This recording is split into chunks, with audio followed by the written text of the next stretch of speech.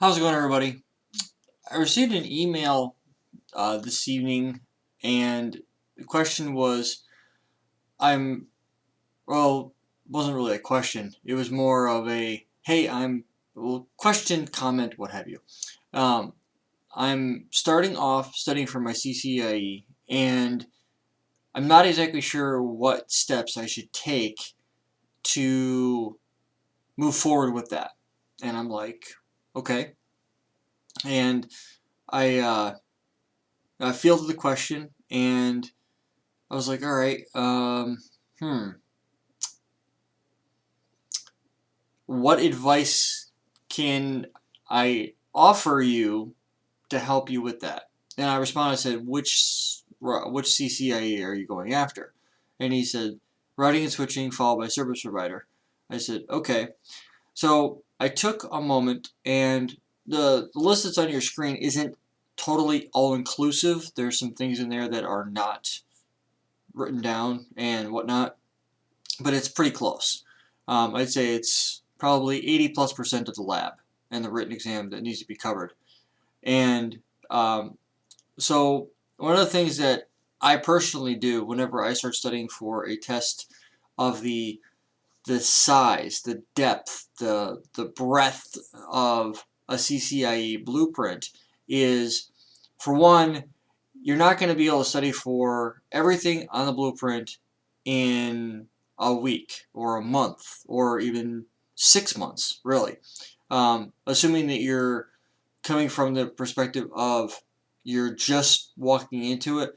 I remember when I first started studying for my route switch CCIE, there was a steep learning curve because there was a lot of technologies that I really wasn't that familiar with. You know, I wasn't really strong with BGP, I wasn't strong with MPLS, so there's a lot of things that I needed to spend a lot of time on to bring my skill level up to understand it so that I'd be able to take it to the next level. And I've been continuously doing that. So one of the things that I did as I was studying for my CCIE is I took the level of understanding I got from CCNA through CCNP, and then I was able to build on that. You know, so you're definitely going to want to have a situation in play where, oh, that's why, where you're, all of a sudden now my mouse doesn't want to work. There we go. Where you're dealing with it from the perspective of building off of what you already know. So I would say a CCNA level of understanding is definitely a good start. If you don't have a CCNA level of understanding, you're going to want to get the CCNA level of understanding. Then your next move is going to be CCNP. Now, do you have to take the certification exams? No, not at all.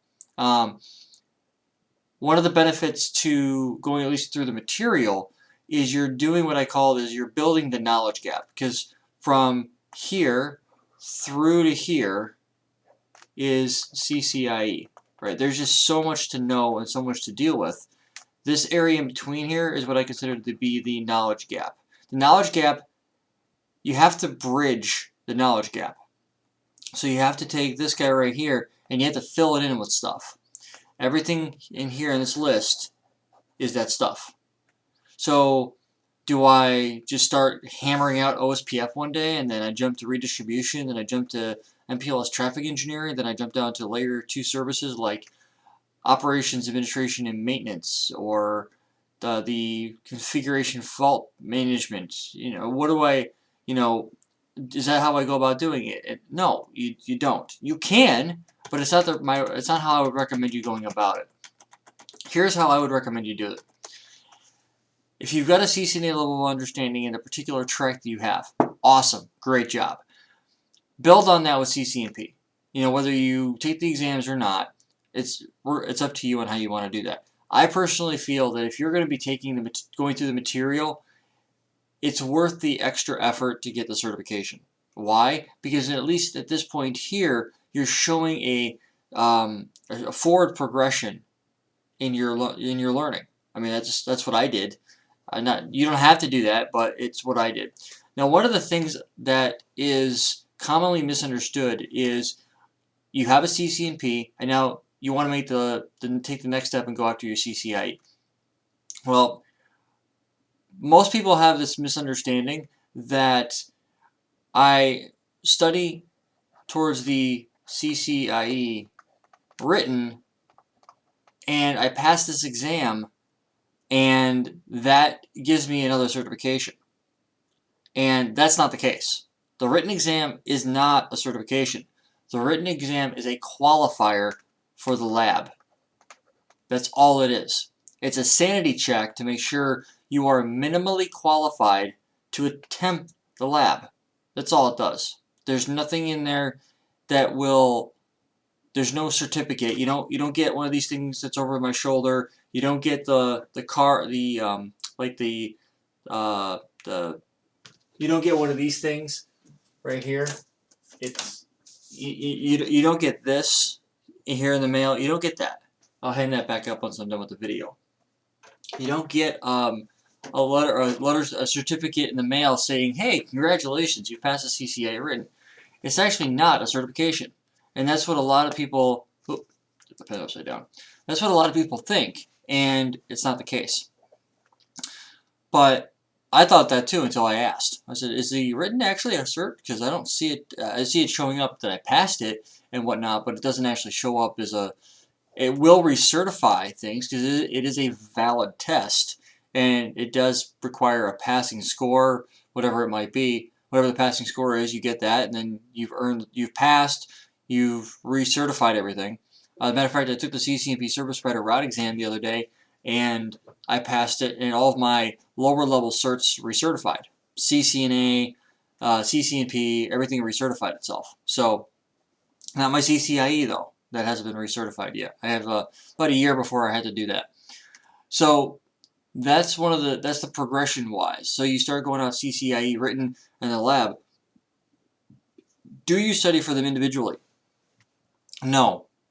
Study for them as a whole, because you're going to be wanting to study the theory to all of these different technologies.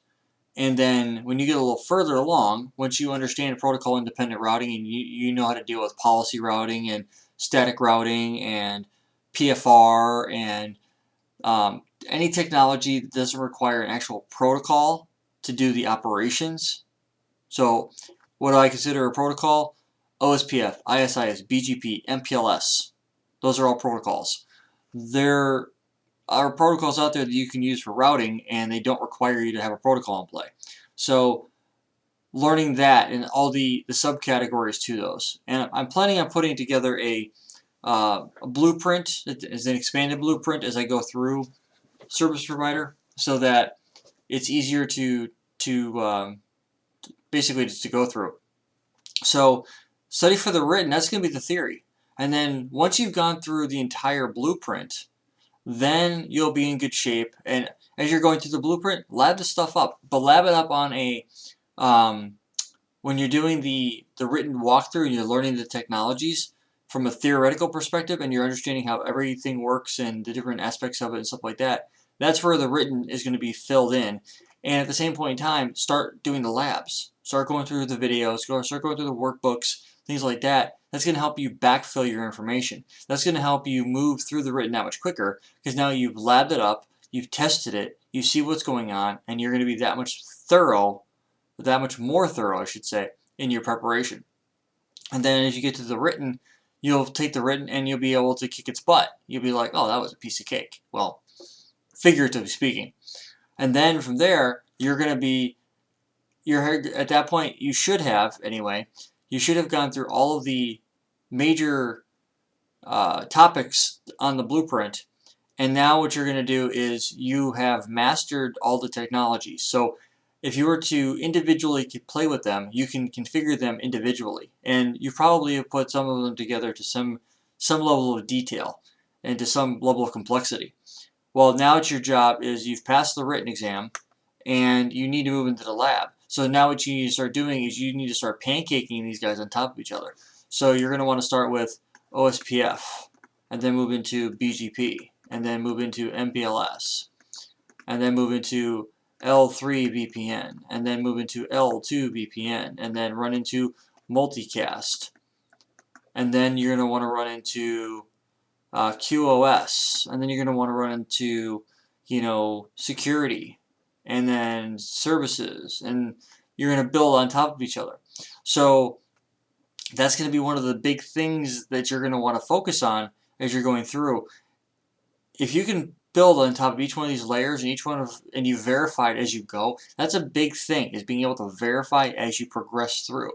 Because if you're having a problem with multicast routing, if you don't know anything about multicast, or if you understand how multicast should work, but it's not, and something's not working correctly, then you have to start going down each layer of your pancake stack, if you will, and you have to figure out, okay, where in this stack am I broken? And if you went ahead and you verified that all of your OSPF adjacencies are good, then your BGP is good, then your MPLS is good, and you find out that you're doing let's say you're doing intra-AS VPN, and you realize that one of your RPs is incorrectly configured.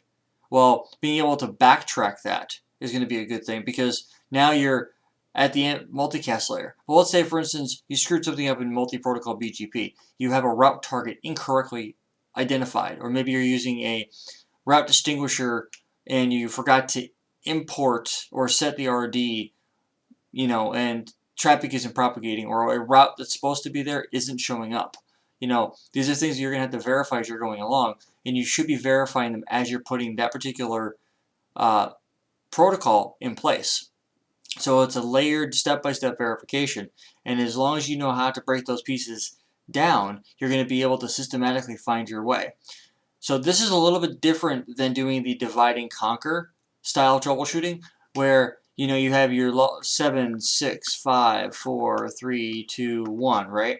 Well, normally if I can ping out from where I'm at to where I want to go, if I can ping, that's great. My next one, I do a ping first, then I do a trace after that. The purpose between doing the ping first and then the trace is ping just proves to me that it's up. A trace route shows me it's taking the path that I needed to take. If I can ping it but I trace wrong, I need to go figure out where that's at. If I can't ping, I won't be able to trace.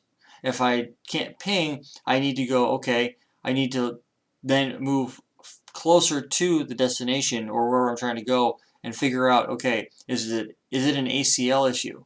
Do I see the route showing up in, say, the routing table, or it's not in the routing table, but it's in the BGP table, because there's a BGP best path selection that's saying, okay, don't choose the path that you're supposed to take, choose this path over here.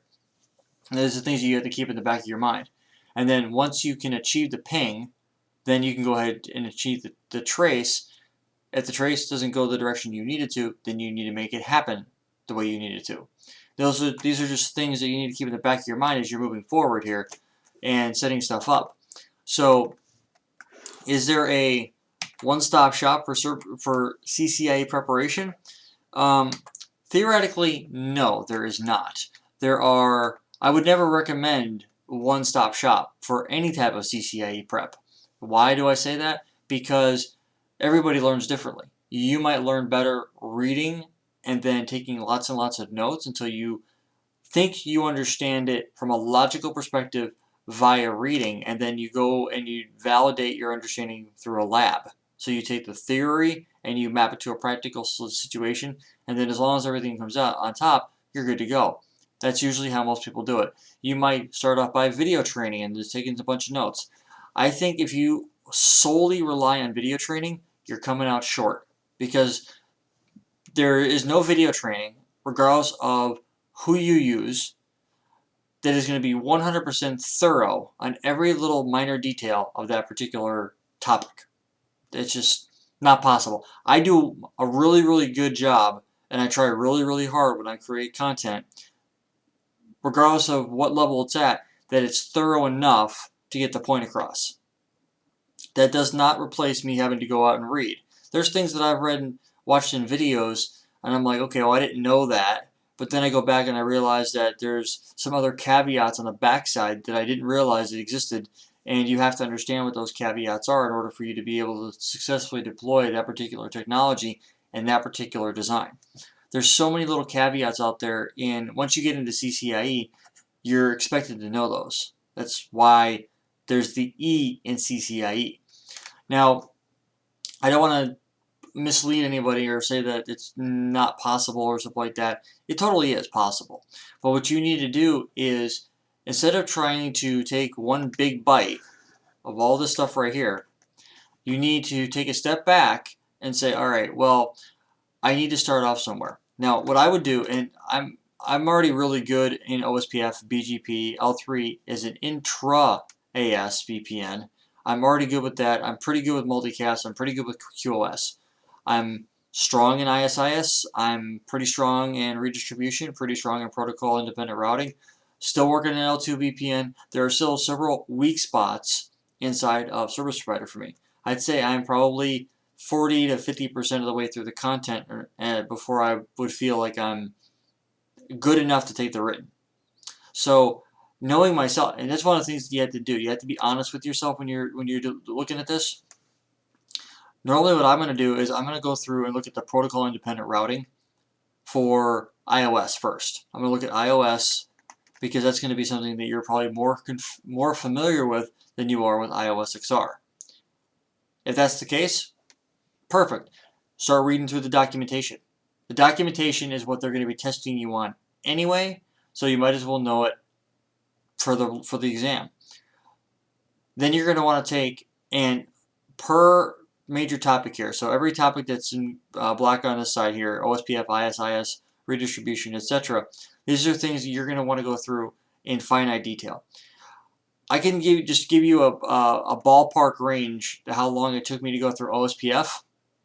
This was 5 weeks to go through OSPF. Now, mind you, this is when I was studying for the lab exam. This took me 5 weeks. This took me 7 weeks.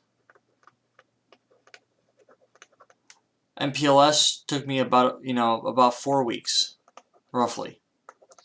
Multicast, probably 5 to 6 weeks because of the fact that it was something that was brand new to me. QoS, a good 5 to 6 weeks. Services, layer 2 and layer 3, another 2 to 4 weeks, depending on the complexity that you're looking at.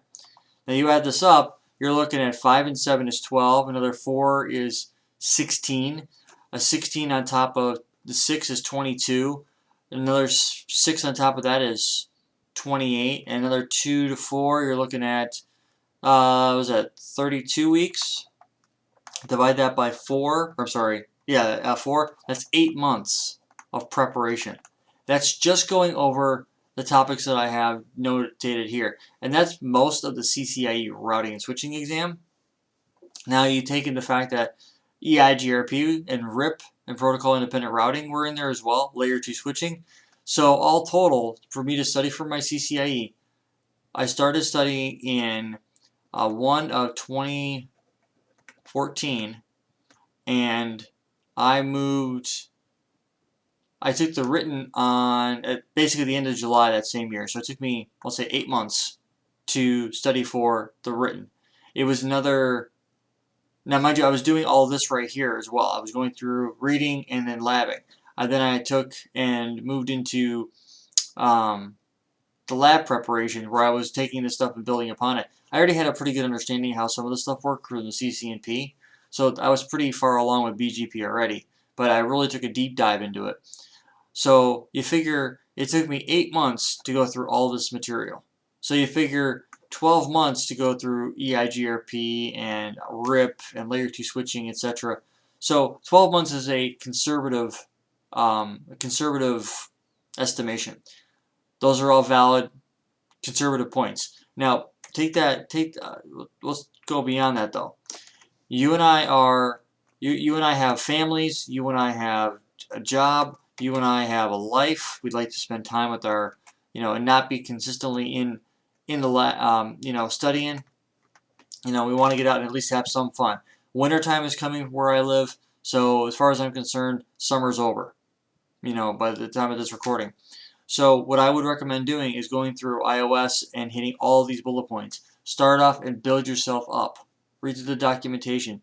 There's a lot of stuff to go over, and it's not going to be fun. It's not going to be easy. It's not going to be. You're not going to go through it quickly. One of the things that I'm doing right now is as I'm building CCNP service provider, I'm taking all the stuff that I'm building out, and I'm going to be adding to that. So if you've taken the course is not done yet, obviously, but If you follow CCNP Service Provider, that's going to get you the majority of the way through almost all of these. I'm hitting everything that's on this list here, and that's going to be a big help. I'm also spending a lot of time in iOS XR.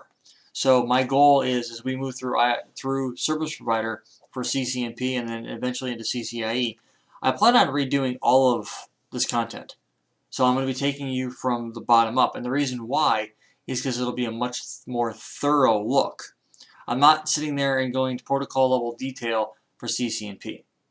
You're not tested to that level, nor do I need to teach you to that level. When you're taking CCIE, you're expected to know all the intricate details of BGP. Simple as that. And we're going to be taking a look at that and breaking it down on how all these different things will come into play. My goal here is to take a look at it and say, okay, as we go through everything, we're going to be mixing both IPv4 and IPv6 at the same time. And then as we progress through, that's going to be how we do it. Now there's some stuff in here that's not included because it just didn't fit on the whiteboard. But those are going to be topics that I have to hit. I have a really, really good friend of mine. His name is Nick. Nick is a dual CCIE, routing and switching and service provider. And he released a book called the Service Provider Version 4 Comprehensive Guide. And I don't name drop his last name, but you can go look it up. I haven't. I don't do that simply for the fact that you can go look it up and go figure out who he is. Really good dude. Been really helpful for me when I'm studying for service provider stuff. And one of the things that he did in his book is, which is like 3,000 pages. It's ridiculous how big it is. But it's ridiculously thorough. And it basically starts you off at the written level, and it takes you into the deep abyss of these technologies. So there's a lot of stuff that's in his book that really, it's over my head, a lot of it. But the reason for it is because of the fact that he went through and he painstakingly wrote a book on all the stuff that's out there, and it takes a long time to go through. So what I'm doing right now is, as I read through his book, and I'm labbing stuff up, and I'm trying to bring myself up to the level that his book is written at, I can sit there and go, okay, well, I can kind of reorder his book and put it into a logical flow. Because, like when I started studying for the routing and switching CCIE, I realized that the way that the blueprint was written was not the logical way you would go through the material. So my goal is to create a video course that's going to be a logical walkthrough of all the technologies. And the only way that I'm going to be able to do that is if I utilize his book, the documentation, and plain old-fashioned good just labbing and testing it out. So I've got a majority of that stuff done. I'll be taking it to the next level when I do stuff. There'll be a lot more Wireshark, a lot more debugs. I'm going to go through, and it's going to take a long time to go. So for every one of these topics, OSPF might have 30. ISIS might have, there's less features in ISIS, so I'm going to say there might be 20 individual topics that I might need to hit. Redistribution, we'll say there's 10. BGP, probably close to 100 by the time you're all said and done. A lot of BGP. MPLS as a label switching capability, probably 15 or 20. L3 VPN, quite a few. We'll say 40. L2 VPN, we'll say 30, because I really don't know. I haven't gotten to that level yet. MPLS-TE, probably another 30. Multicast, we'll say probably 100, because of how deep it goes, because you've got so many different ways of working with multicast inside the provider core. QoS, 40. Layer 2 services, 40. Layer 3 services, 60. So you take all these numbers and you add them up. I'm not going to do that. You probably have, well, just to kick you, 100, 200, 250, 320, 420. I mean, you could easily get 500 individual topics that would have to get covered. And if that's the case, then I'm not going to do a video on just like peer groups or redistribute or what do you call it? Peer templates, and then peer sessions and peer templates and peer policies. I'm not going to do an individual video on those. Our individual videos on each one. It'll be taking a group of things that make sense and grouping them together. The video might be a little bit longer, but at least it'll be the topic in detail. And that's what I really think it needs to be done, is to have a full course and that walks you through how this stuff works. And I'm using Nick's book to walk me through stuff. I've actually got 2 different CCIEs that have taken and passed the Service Spreader version 4 lab that I'm using for reference, because these guys have seen the test. They already know this stuff. So for me, it's a way to go, okay, am I looking at this right? Is my logic correct? Things like that. So that's how I would go about doing it. It's a lot of material. It's a lot of time. But once you're all said and done, you'll be thoroughly brought up to speed on all the technologies. And I'm going to stop talking at this point, because I'm sure all of you are smart and you all get the concept of what I'm trying to get across here. This was going to take a while. Now, one of the questions that was asked to me also was, do I have any plans in doing CCDP? Because I did say that I was interested in doing that. Once I'm done with CCNP Service Provider, I would like to do CCDP. From a exam perspective, it's 1 test. I don't know to what level I would actually go through and create a course for that. I'd have to see what's available for me to do that and go from there, but I don't know yet. The goal is out there to actually go through and break it down. So long story short, what's the moral of the story? You have to take the exam 1 step at a time. You figure from the time you start off, and I don't care what level you're at, in order to bring yourself up to a level to where you're going to be confident enough to be able to look at a L3 VPN topic and know what it is and how it works, I would say a solid estimation is 1 year to go through all this material. Now, that might be a conservative estimate to some. I think that's a little long for me, but then again, I plan on going through it in finite detail again. A lot of stuff is going to be very quick for me. Other things are going to take me longer to go through the material and really absorb. As I go through the technologies and I feel like I've got a really solid understanding of them, that's when I'll start recording videos for them, and then they'll be ready to roll once I've taken and passed the lab and I've got my second CCIE under my belt. Then the videos will be able to go out there, because obviously I want to go through and make sure that I'm learning them correctly. I'm going to take the same approach I did for routing and switching and build off one for that. I would like to do CCDE and get that one done. I'd also like to do CCIE security and do that, but I'm finding security, there's a lot of licensing involved, and I don't really want to be dealing with licensing. But I don't know. I haven't made a decision yet, so we'll see what happens in the future. But this is a more of a guideline for you. If you have any questions, comments, or what have you, drop a line in the comments below. Make sure that you put if you have a concern, note it, because a lot of the stuff is going to be just that. It's going to be going through, and if you guys have a question or you have an idea or advice or a suggestion, throw it in the comments. I mean, because really at the end of the day, if you toss information to me, that you may be thinking of something that I didn't, and I can leverage that. If you're like, well, if you could make sure you hit, partitioned MDT in the multicast tree pretty hard, because I deal with that every day, I'm going to tend to take what somebody might find valuable, and I'm going to put a little bit more effort towards it and make sure that I understand it thoroughly and we hit it hard, because that's what, at the end of the day, that's what we're here for. So if you have ideas and stuff like that, drop a line.